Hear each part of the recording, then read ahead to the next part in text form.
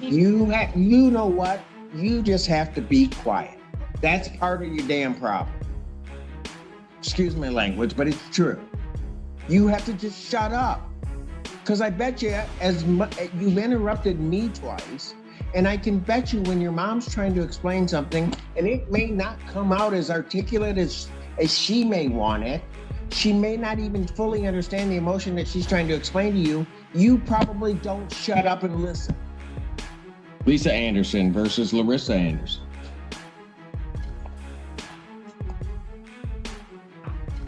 This is gonna be a minute.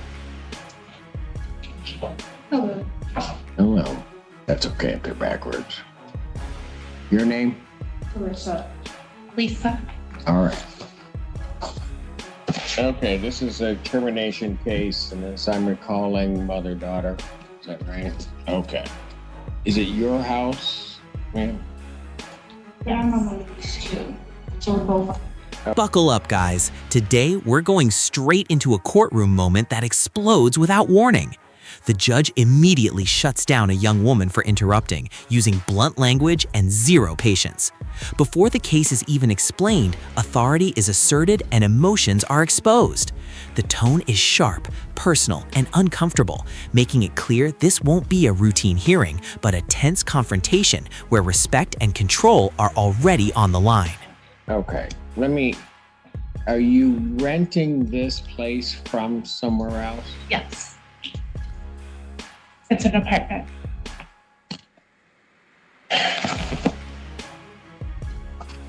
Okay, so, ma'am, let me ask you this.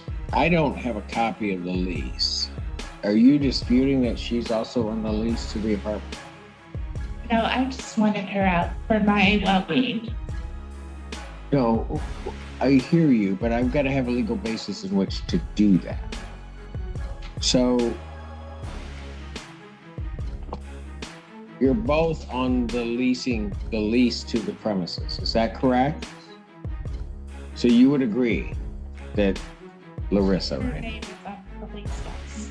That both of you are on the, pardon? Because she's over 18, yes, she had to be put on the lease. The Section 8 housing voucher is in my name. And they told me since she won't move out that I have to evict her. Oh, boy. Yeah. All right, so you've got a leasing agreement. There's a Section 8 voucher. What is the portion of,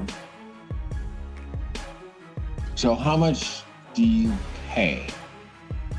I paid $374 a month. And the voucher takes care of the rest of the rent. Correct. Okay. How much longer is the lease? The lease ends in February.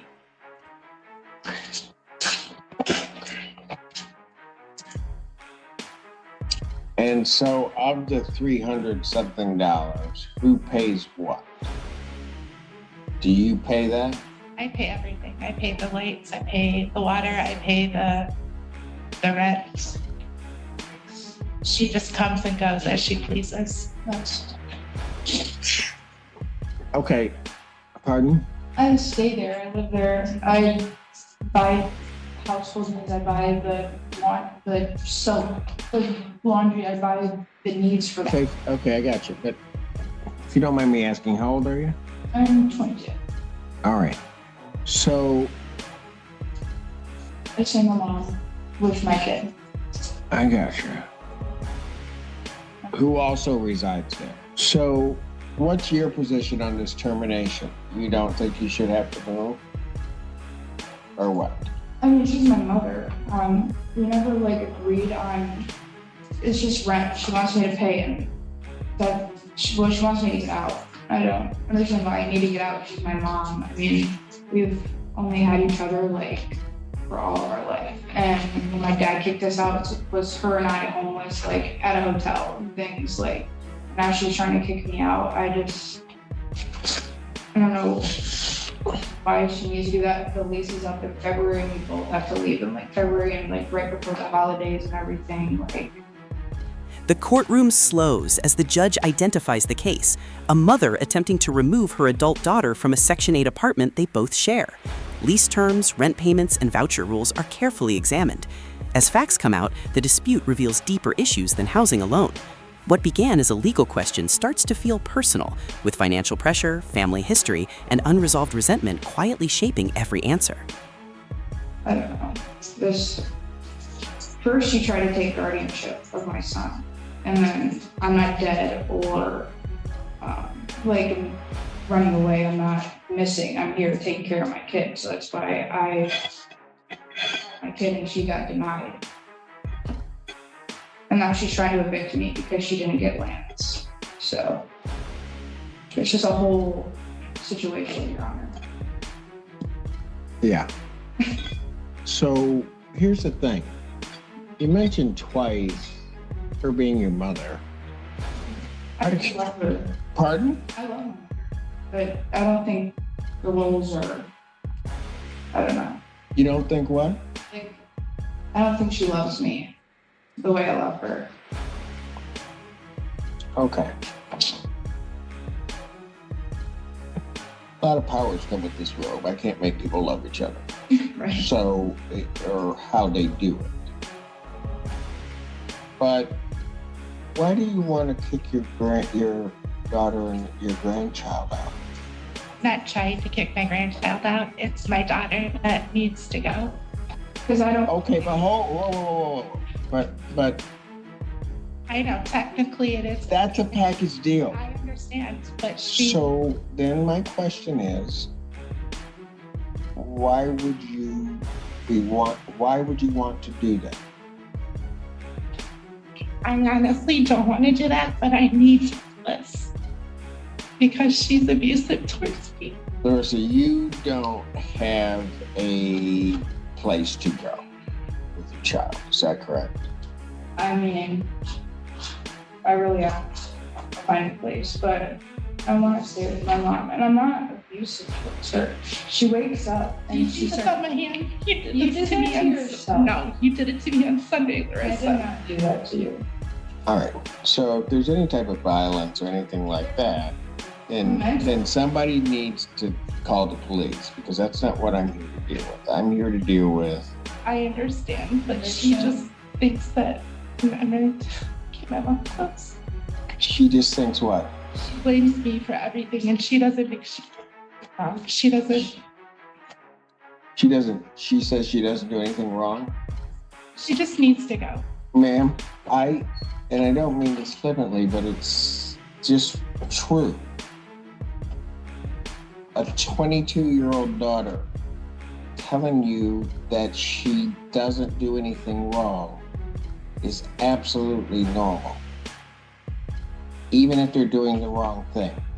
I understand. I was 22 once. I know, and you know that you may just be doing the silliest thing in the world. The adults, the real adults, are all looking at you, but they will swear up and down that what they're doing is the right thing. That's just the nature of a 22-year-old. So let me ask you this. If I were to make a determination that it's a joint tenancy, which it is, and so that you can't evict her, what are you gonna do? I already told her that. Well, ma'am, did I ask you? All right. So that was a 22-year-old thing that just happened there. Do not talk. What would you do? Pardon? I don't know what I would do. I guess I'm stuck with whatever your judgment is. Yeah, you may be, but that's kind of what I'm getting at. What's your backup plan? To find my own place and move out. Okay, have you done that? No, because Because why? the voucher's in my name. I'm stuck in this lease until the 18th. She has no way of paying it. She doesn't have a job. Have you asked Section 8 about moving? I had talked to them about it, but they said that I have to contact the landlord where we're living if they would let me out of the lease early. And no, I have not. Did you talk to them? No, I have not. Why not? The hearing shifts from legal details to raw emotion. The daughter explains her fear of being displaced with her child, recounting past instability and feeling betrayed. The mother responds by alleging abuse and emotional strain. The judge steps in repeatedly to stop interruptions, grounding the chaos in reality. What's clear is neither side has a backup plan, and the court is watching two people unravel under pressure rather than move toward resolution. Because I asked them to help me evict her and they wouldn't help me do that, so I don't know. So what did you want to say? What? I don't remember. That was 22 also. All right. She wanted to work on things with us. She wanted our relationship to get better, and she wanted me to see her therapist. And I'm open to seeing her therapist, but I don't think he's like all there. But I'm like, whatever. Well, okay. Let me just tell you this, because here's what I'm going to do. I'm not going to give you guys my decision today because I don't think you guys are ready for the decision. You haven't explored all of your options and what they do. You haven't explored necessarily all of your options, but you are going to figure out a way to make do, right? Now, I'm just going to tell you this, and maybe the two of you ought to think about some of these things I'm about to say. Marissa, you tell me you love your mother. Sometimes you have to meet them halfway. You have to have maybe a greater understanding of where they're coming from and whatever. Sometimes that can be, particularly for a young person, it can be grueling because you don't understand why they may be operating in the world that they're operating.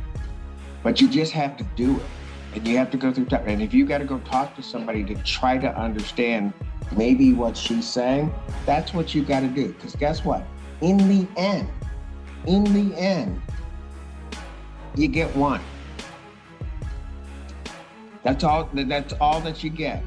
And young lady, while young people don't think that, they think they got all the time in the world and can do all of those things, you get one, and if you blow it, there isn't another one to come along, right?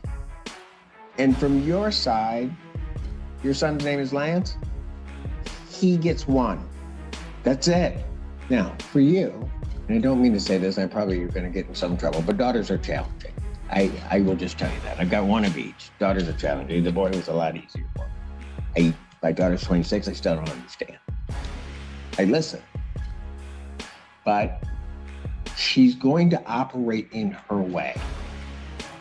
And when I tell her, you've got to meet your mom halfway or try to understand, you know what? You just have to be quiet. That's part of your damn problem. Excuse my language, but it's true. You have to just shut up. Because I bet you, you've interrupted me twice, and I can bet you when your mom's trying to explain something, and it may not come out as articulate as she may want it, she may not even fully understand the emotion that she's trying to explain to you, you probably don't shut up and listen.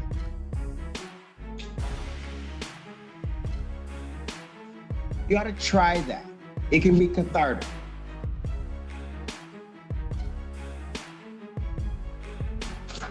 If you love her like you have proclaimed here, you would do it. Ma'am, sometimes you just have to understand.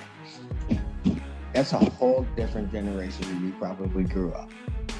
Her whole thought process is just different. And you can see it just by what's happening in this courtroom.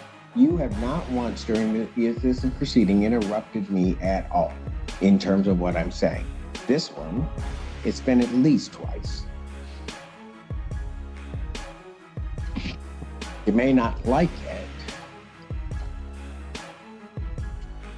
but in some ways, that is what it is, at least at this.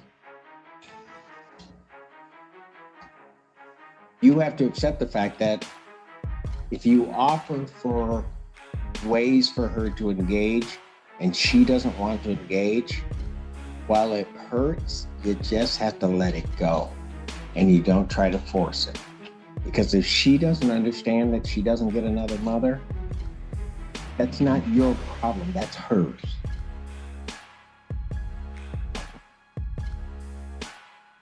You got me? And it sometimes I see it all the time. It can be one of the most painful things in the world because that person in front of you is at least half you, and you can't believe they're acting the way that they're acting, and it hurts. So what I might suggest, if your mother is offering that you go to counseling, whatever you think of that person, whatever, maybe you show the gesture to your mom and go. So here's what I'm going to do, ladies. I don't think this is going to be sorted out in any given period in time, but I'm going to give you at least a week to try to figure it out, act like grown-ups, and maybe the two of you, and I'll say it this harshly, maybe the two of you should stop being so selfish and think about that little guy, Lance, and think about that he's got these two women there that he's got to figure out what they are, and neither one of you are acting in an appropriate fashion for him. So I'll see you guys in a week, oh joy, at 2:00. Start acting like adults, figure it out, come back and tell me something. Wait, what? It's at school, and I have to pick him up. 2:00, figure it out. Next Friday, 2:00, figure it out. Have a great weekend. Seriously, you're gonna walk ahead of your mom? Thank you for opening that door. Otherwise I was gonna have somebody come out there and snatch you up. You just, quit talking to me. Jeez, Pete. If my daughter did, that would not be a civil case.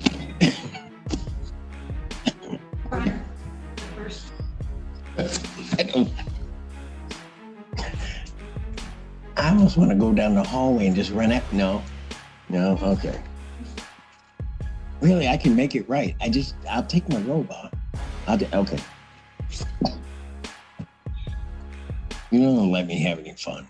Okay. Sycamore Meadows versus Deja Top. The judge delivers a sobering lecture about family, responsibility, and generational conflict, stressing that neither woman is acting in the child's best interest. He refuses to issue an immediate ruling, instead ordering them to work things out and return in a week. Even as they leave, tension remains high, ending the case unresolved, but unmistakably serious. Like the video, subscribe to the channel, and we'll see you in the next video.